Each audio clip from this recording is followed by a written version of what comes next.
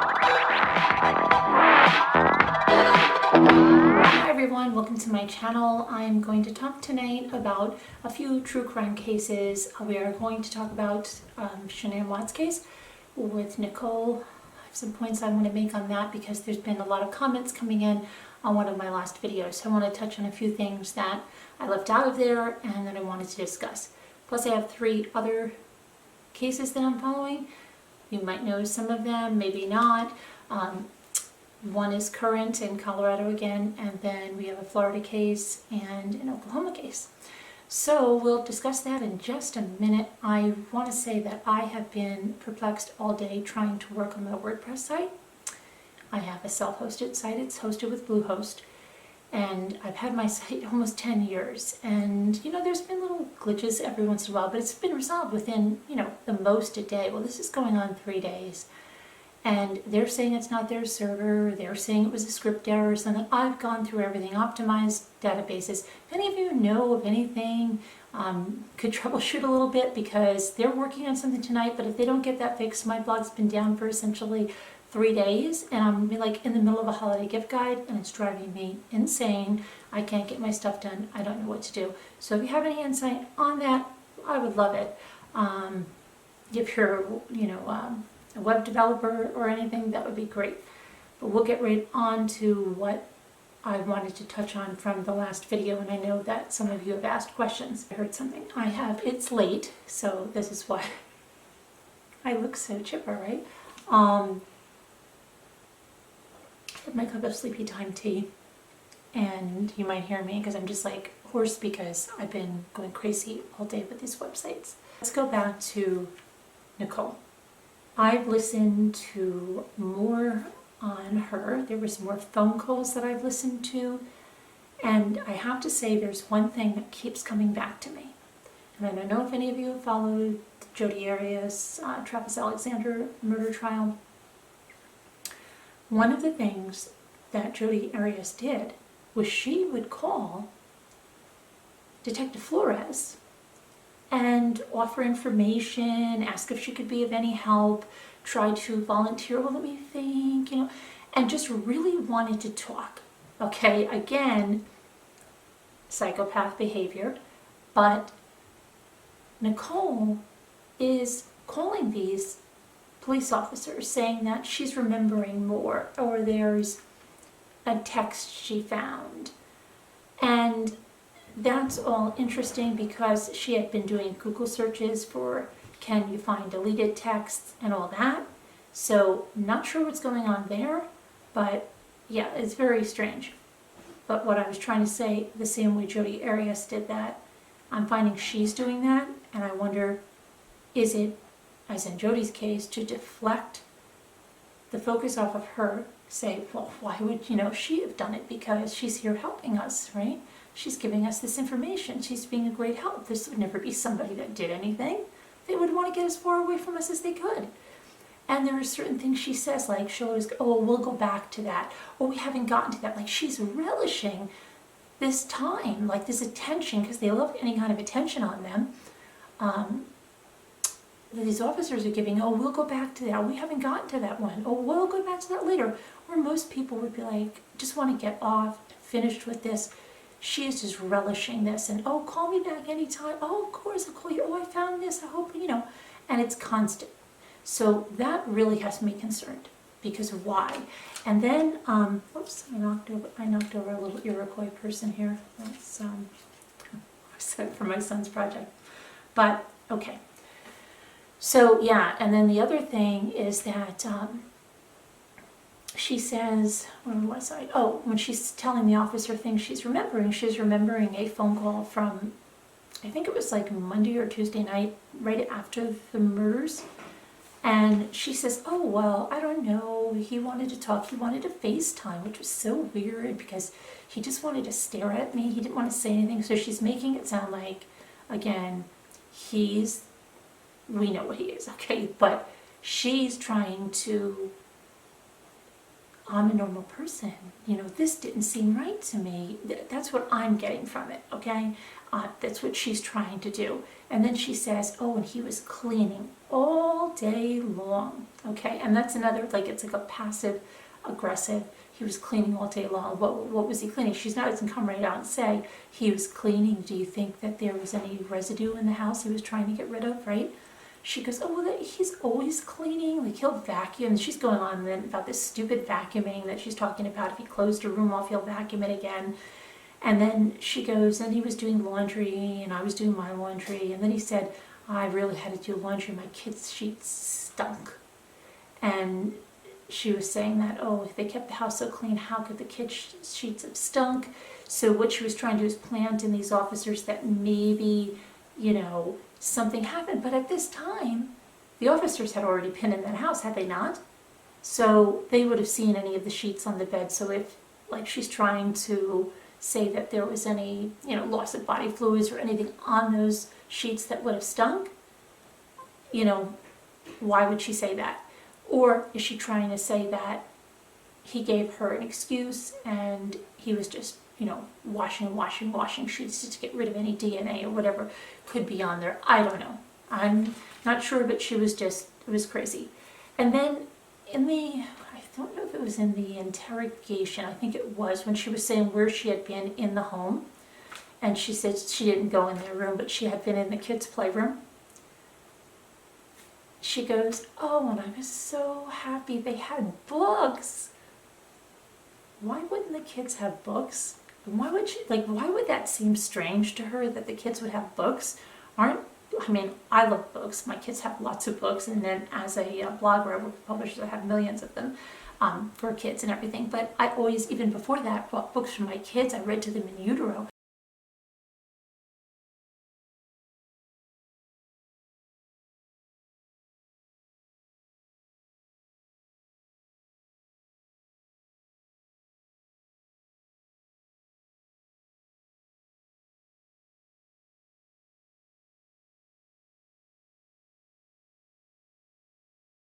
Okay, and then what is this with, when I first heard about her, before I listened to anything, everybody was saying, oh, she was very wealthy, her father owned the oil company. It doesn't appear that way, especially when she was on the phone, all worried if she's going to lose her job because Chris had been fired that day. She saw that in the paper, and she was worried, was she going to be fired?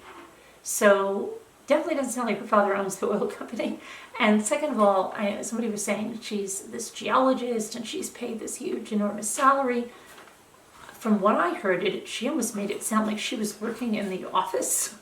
I don't know what's going on there, but I don't think she has the wealth that everybody's talking about, and her father definitely doesn't own that oil company from what I can gather. I don't think she'd be really worried about her job and like crying to the cop on the phone. I have to look this up too. Someone said that, I haven't gone through everything with her. She was telling Chris to pawn Shanann's wedding ring.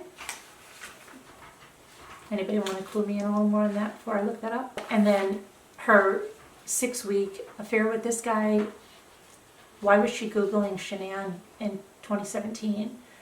Why was she Googling all the stuff she was? It doesn't make sense that 6 weeks is... Oh, and then I heard her going on and on with the cop about this camping trip that Chris and her took. And he said, are there any pictures or something in it? Or I've been through your phone and there's a guy and he's not Chris. And she said, oh, is he heavy set? And I think he said, yeah, with a beard. Or said, oh, that's Jim. That's my friend Jim. That's this Jim. We've got to find out more about this Jim because he's something's not right there, as far as I can see. Okay, and then back to the Google searches. Why was she searching for things like, can the police find deleted text messages? Can deleted text messages be found? Or deleted text messages the same as, something else? She was Googling all kinds of stuff about that. Why? What is on those messages that she doesn't want anyone to see? I don't know. I'll probably listen to more tonight and then be able to have more tomorrow. But that's what I have on Nicole for right now. So we can discuss that. I don't know if this is going to be split up into different parts. It depends how long the video is. But I wanted to talk about that other Colorado case, the one with the missing 29-year-old, because that is really strange. And finding that the information that's coming through is kind of crazy because, first of all, she is 29, she has a 1-year-old daughter, and she has a fiance. I don't know how old he is, named Thomas Thomas Frazee, I think it is. So anyway, this fiance has stayed very silent, and the last surveillance footage on her was with her daughter in a Walmart on Thanksgiving Day. Now, they don't say what she was buying. They don't have her going through the checkout that I can see of what she bought. They say that after that trip to the store, she dropped her daughter off at her fiance's house. Now, that I didn't understand. I'm like, okay, wait, was this her fiance and they broke off their engagement and they're living like a divorced couple and sharing custody? The mother touched on it a little bit and said something like she dropped the baby off at her fiance's. They don't live together yet, so that's what they do, or something. It was, I don't know. None of the reporters have asked anything, or maybe they've been told not to ask anything. Maybe police don't want them asking anything because they're trying to give the guy enough rope to hang himself, to think he's not a suspect. They say there are no suspects. They say it is a missing persons case. Here's the other thing. Now, there is a ping on her phone from somewhere in like North Dakota, which is, I don't know, I can't even remember, 600 miles away, is that where it was? And there was a text message sent to her employer, and she was a flight instructor. So it said she wasn't going to be into work that entire next week, okay? And then there was a text message to her fiance. It doesn't say what that message said, but that's making me more and more suspect the fiance, because why was there no text message to her mother? Why was her mother totally unaware? And when her mother says that it's totally out of character, her daughter told her at any time there was a plan to go anywhere, her daughter would tell her. This is totally out of character. She's not one that takes risks. She's not one that does, things without telling someone. So it's totally out of character. Now the other thing is, why didn't the fiance report her missing? So is he saying, oh yes, she told me she was going into the mountains for 10 days. She told me. What was in the text message? So we're getting bits and pieces, okay? I just don't know. Now, guess who reported her missing? The mother, but only after she'd been missing 10 days. Now, why? Was the fiance telling her something? But wouldn't she have been, I don't care, okay? I guess I have a daughter that age, all right? And my daughter doesn't even have a baby yet or anything, but if she did, and her baby is with some fiance, and I haven't heard from my daughter in 10 days. If I don't hear from my daughter in a day, I'm frantic, okay? So I can't imagine that, let's just say, the mother's calling the fiance, and the fiance, oh, she's fine, she's up on a backpacking trip. Well, why can't the mother reach her? Now, is he giving her some line that her cell phone is out of range and this and that? But still, with this day and age, social media, people snap a picture, they post it somewhere, especially if they're hiking, whatever, and you could say, well, maybe she didn't want to do it because she didn't go into work. There can be a lot of different scenarios, but not a scenario really that she's not going to be calling in and checking on her daughter, at which case her mother could say, listen, when she calls in, tell her I need to hear from her. I want to hear from her, right? Okay. So not hearing anything is like just a lot of red flags there for me. And then the other thing is, some other red flags for me. Why was she, I don't know where the mother lives. I don't know where. And she could be in New York and the girl could be in Colorado, okay? But if they live anywhere close to one another, I wonder why, if that may even be that baby's first Thanksgiving, or it's the most or second Thanksgiving, why wouldn't they be with family? I don't understand. The mother said she had no big plans.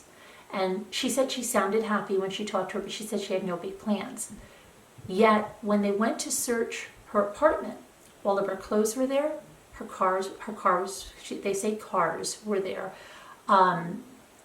clothes were there, cars were there, cell phone obviously is gone, and but I think that's the only thing that was gone. And cinnamon rolls that had been made for Thanksgiving, they said, had been untouched since Thanksgiving. So yeah, why wouldn't she be with her fiance and her daughter? Her mother said she was looking forward to getting married, so it wasn't like their relationship was breaking up. Wouldn't you be with your fiance and your daughter on Thanksgiving? Or would you just drop your daughter off at your fiance's house? None of that is making sense. It doesn't sound like the relationship was in a good place. It doesn't sound like that at all. And then to further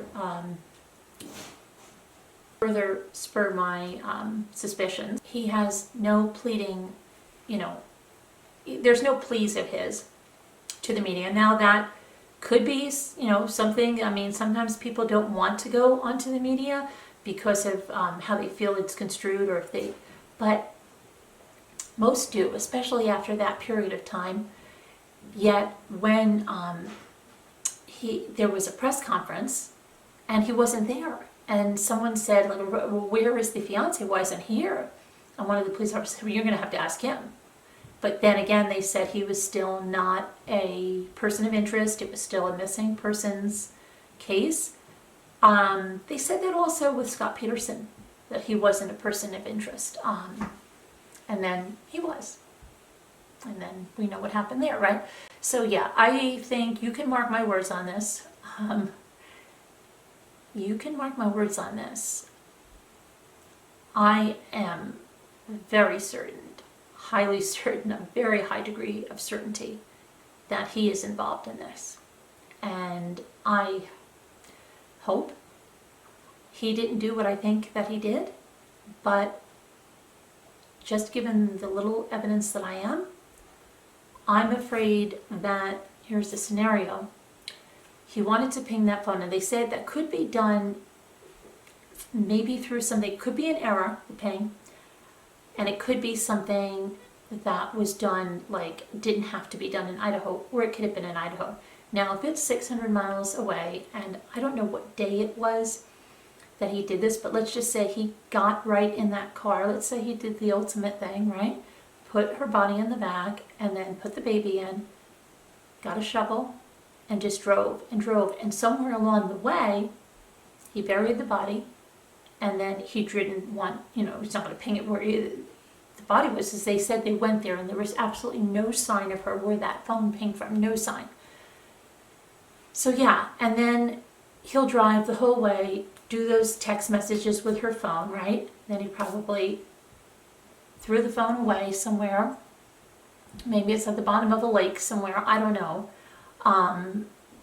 Because they haven't said whether there's any activity on that. And I mean, anybody can get the login on her account. I mean, I'm sure the police can go in there and see if there's any activity on there, and when's the last time the phone call was made, and where was he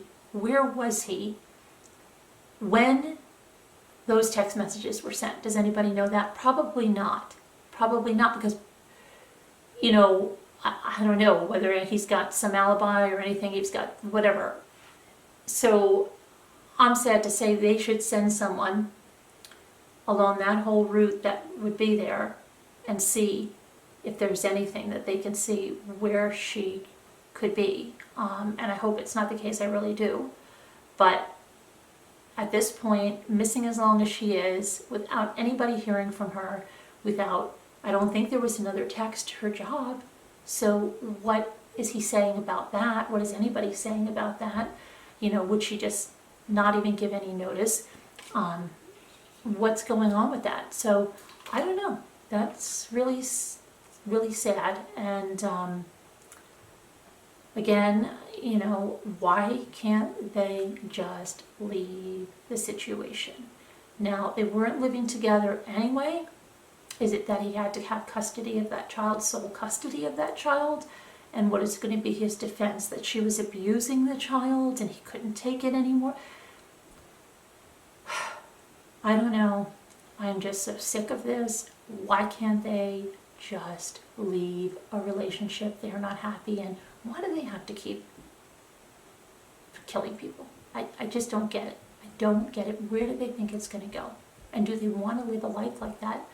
On the run, watching their back, and they know that odds are in their favor. It's not going to work out. It's not going to work out. Okay, so again, then after that, somebody had found him, where was that? Somewhere outside, and he wouldn't answer any questions. He got with the baby in the truck and just left. And then there was another one where he was, they approached him outside his house or something, and he started saying, "Get off, this is private property, you're not allowed on here." Those are all signs to me, serious signs of something not being right. So I just don't understand why the mother had to report it and why the mother didn't have contact. It sounds like complicated relationships all around there. She's a beautiful girl. Hope that, she looks like a very smart, intelligent woman. I really hope that some foul play did not, come to her and that she is found. Hopefully, right? That's all we can say. That's all we can pray for. Pray that she's found and that it's not another, murder case. Okay. Now let's bring it back. I was going to say, Colorado. What is it becoming? The new Florida? Well, the next case I have is from Florida.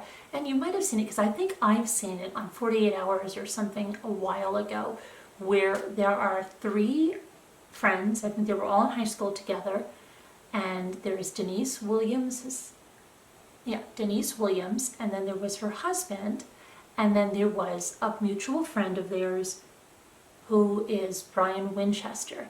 And what happened is back in 2000, and Denise is 48 now, so back in 2000, she was 30 years old. Her husband went on a duck hunting trip near Tallahassee, and he didn't come back. And investigators or whatever just said, well, he must have been eaten by alligators. But then, I think it was last year or so, Brian, the friend, confessed to killing him and said that it was all part of this plan that Denise and him hatched up so they could be together. Now, guys, again, I'm going to say it. They want to be together? Why do they have to kill the husband? Why? Because he's going to get mad? He's not going to get mad that you're going to kill him? I don't get it. I don't get it.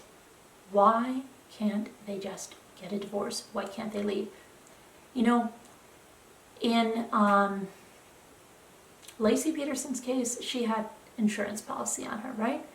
I am surprised Chris Watts, I don't know, I think she had an insurance policy, but it wasn't something that he took out recently, and I don't think it was anything really enormous, okay?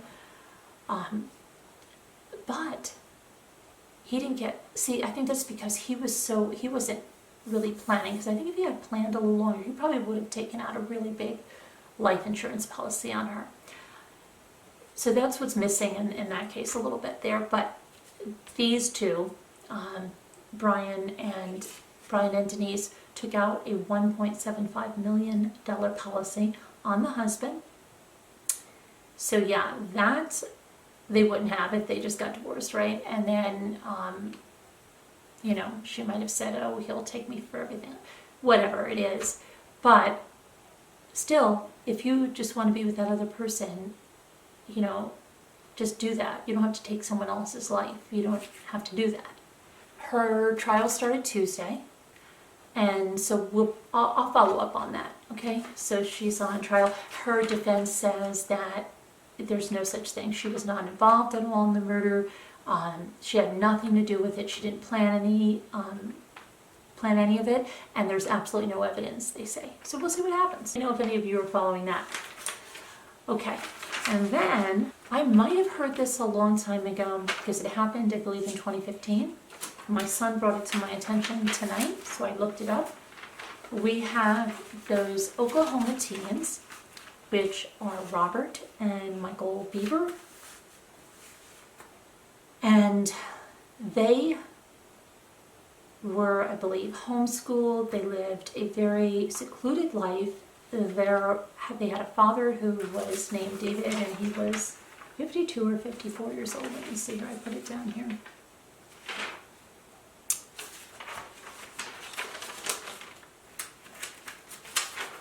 He was 52. Okay, I'm back. All right, so he was 52. His wife was 44. And so they had quite a number of children. They had Robert, 19, and Michael, 17, who committed the murders. Okay, Robert was, they say, the leader. They say that he was mentally ill, and that his brother, Michael, was like, you know, very sheltered again, and he was abused. I don't know by who. I don't know if it's by the brother or the family. And the brother just like was domineering, I guess, of him, and maybe forced him in on this plan. I don't know. But then there's other reports I read that both of them were laughing when this was done and when they were being questioned. And here's what happened, okay? So those two are there, and then they stabbed the father, 52, David, to death, the mother, who was 44, her name was April, and then they stabbed the brother Daniel, who was 12, the brother Christopher, who was 7, sister Victoria, who was 5. All of them dead, 5 people, okay? Then Daniel, the 12-year-old, is the one that foiled their plot, because I'll tell you what their plot was. Their plot was they wanted to kill at least 50 people, and they wanted to be famous, and they wanted to have their own Wikipedia page, and they wanted to have a lot of media coverage. And they wanted to, they had named several, I guess, mass murderers or killers, and one that they didn't mention was Columbine. And they wanted to be bigger, okay? So this is what it was, and they were laughing when they, I guess, okay, so they were, I had to fix the camera, it shuts off after 30 minutes and I have to turn it on. Okay, so,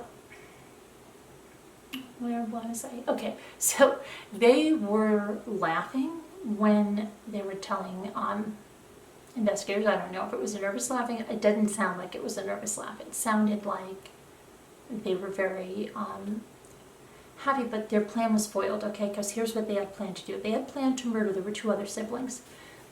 Daniel foiled the plot and essentially saved 2 of his siblings' life, because at some point, and there is a 911 call that's very short, but it's pretty gruesome, he called police, gave the address, said what was happening, and unfortunately he was murdered. They were stabbed. But the sister, one of the sisters, was assaulted. I don't know if she had stab wounds or not, but she survived, and she was 13 at the time, and that was Crystal. And then there was a little sister who was 2. Her name was Autumn, okay? So she was not attacked at all. And so the brother, Robert, first they pleaded not guilty, and then at some point they pleaded guilty. It was probably to avoid the death penalty. So they pleaded guilty, and then he's serving like, they're charged on all 6 counts, but the younger brother was just sentenced in May, and he's eligible for parole, I think it's in 38 years, and he's 19 now. So they said, like, he was all glad that he's going to get out of jail, and they're saying, well, how would you like him for your neighbor? Meanwhile, you know, his defense is saying he never meant to do this, he was sheltered, his brother was the mastermind of this, he doesn't have a high IQ and all of this stuff. And the sisters will be, at the time, I think they said, in their 50s, and the younger one will be in her early 40s when he's eligible for parole. So I don't know, but their plan had been, okay, here's the plan, I got skewed away from this, to commit all of these murders, right? They were going to murder the whole family. They were going to then cut them up and put them in storage bins and put them in the attic. Okay, that smell was going to, can you even imagine, okay, what that was going to be like? Anyway, they were going to put them in the attic, and then they were going to get the family car. and they were going to load the family car up with guns and ammunition, and they were going to go to random places, and they were going to shoot at least 10 people in every random place they went to, and they wanted to kill at least 50 people. But it sounded like, it would keep going. Well, what happened was when they heard the police or whatever, they started to flee off in the woods. Dogs found them, and the end of story. But yeah, I mean, it's just so much craziness. Like, what's up with that? I mean, I don't know. And I don't know if it's another case of, like was the Chirpin, is that their last name? The ones that had all those kids and they were in the house, and I don't know if the parents were like that. I don't know if the parents were abusive. I didn't read a lot in there. Again, it's not a reason for them to do what they did. But I don't know. I might have heard a little bits and pieces of this. This is something I want to investigate a little more. But that's it for tonight on the true crime realm. So again, if anybody knows anything about web developments, and I don't know, they're like a last-ditch effort. Bluehost is trying to do something, but they keep saying it's on my end. I've optimized my databases. I have crushed my files, as far as I can get in. It's very hard for me to get into my site. Every time I get in and I try to load another page or do something, I've deactivated all of my plugins. It still wasn't loading right, even deactivating all of those. We backed it up, not to the WordPress just released a new version. We took that off, went back. It still wasn't loading. I waited a day, sometimes it just takes a day. We have ran scans on it, virus scans, script scans, everything. And they can see I optimized my databases, and there's still, we can't tell what's going on. So I have no idea, and I'm just about at my wit's end, and I don't know what to do because I have things that have to get posted. I have deadlines that I have to meet on them, and I don't know what's going on. And thankfully, campaign that I had that's due tomorrow, it didn't have to go on my blog. It had to go on Instagram, Twitter, and Facebook, so I did that. But I have so much stuff, and then I've just been writing in Word, and everything's going to go in and just be published. And if you see a lot of videos for other things like giveaways, just understand that I have to post it all at once because my blog is so backed up, and where they would normally be one a day, I don't know. I'm really at my totally wit's end, and that's why I look stressed, I'm sure, and just haggard and tired, because that's all I've been just stressing over, trying to figure out a solution for that amongst, everything else. So anyway, guys, I hope you're having a good day, and good night, and good night. And I'll talk to you soon. Let me know your thoughts on this stuff, okay? I don't mind differences of opinions. I just don't want to have any tearing people apart over here for their opinion or whatever. I mean, I don't want any, I don't want people here on my page, the Chris Watts fan club. No, I'm not looking for that, okay?